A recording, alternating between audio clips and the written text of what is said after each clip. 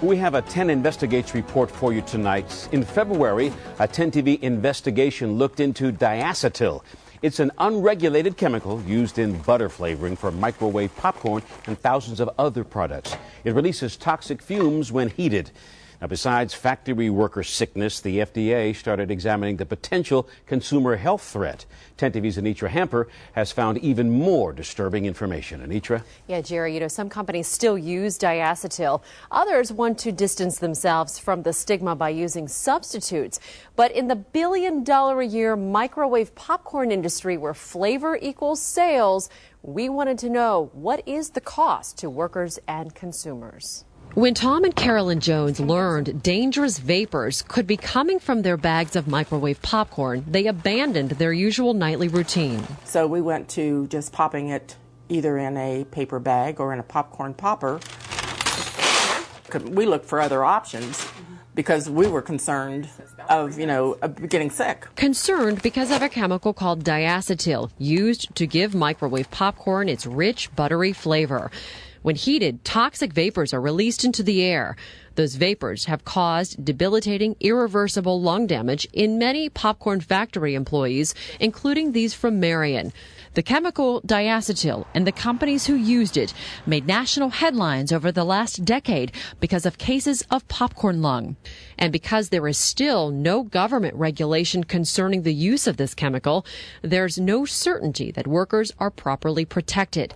Consumers also began to worry about exposure since the same hazardous vapors in smaller concentrations are released when opening some bags of butter-flavored popcorn. In an effort to calm consumer fears, some popcorn manufacturers have replaced diacetyl with substitutes. Some companies have even launched campaigns saying they have removed the added diacetyl from their products.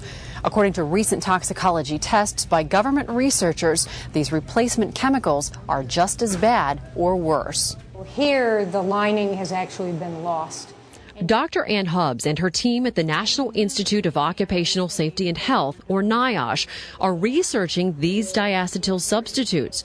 Preliminary studies of one substitute called 2,3-pentanedione suggest the chemical compounds are similar to diacetyl, and lab tests show they also cause the same aggressive tissue damage. Well, pentanedione is a little less water soluble, has some, so it might be better able to reach the deep lung. It might actually be more dangerous than diacetyl itself. No one wants what happened in the diacetyl workers to happen again. NIOSH researchers at this West Virginia lab say right now there is no known safe replacement for diacetyl. Essentially, companies who use them are using substitutes with unknown toxicity when inhaled. But what substitutes they're using are protected by trade secrets.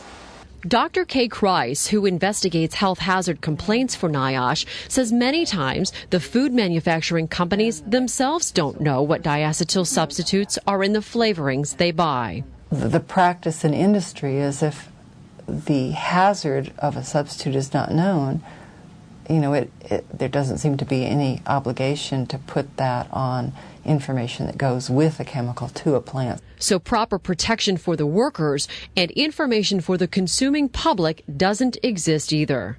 I think that business interests do or can supersede public health concerns.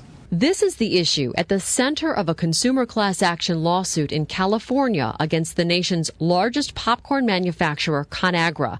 It claims false and misleading advertising. The lawsuit alleges that by claiming no added diacetyl, the maker of Act 2 and Orville Redenbacher popcorn products is using false, misleading, deceptive, and fraudulent representations to induce members of the public to purchase the butter-flavored microwave popcorn products, and thus placing the consumer at a great health risk. What we would like ConAgra and other companies to do is to actually remove diacetyl-containing materials from their products. ConAgra officials declined to speak on camera, but tell 10 TV they stand behind their products. In a statement, the company told us that while diacetyl is a naturally occurring ingredient, none of their microwave popcorn products contain added diacetyl. And the company says their new microwave popcorn butter flavors do not contain a specific replacement for diacetyl, but have been produced by rebalancing the other ingredients in the flavor. So it leaves a lot of questions for workers who handle these chemicals and consumers who have no way of knowing which chemicals are in which products and have no way to make informed choices for their family's health. The Joneses are not taking any chances. Their unopened bags of prepackaged popcorn will stay that way. U.S. Senator Sherrod Brown's office is now pushing OSHA to get diacetyl off of the generally recognized as safe list held by the FDA, which will force companies to stop using it. It's a great first step, but companies are already finding ways to circumvent any potential regulation, as we found in my piece. So let me ask you, how on earth are government agencies going to approach regulations with so many substitutes now out there? It is going to be a tremendous challenge.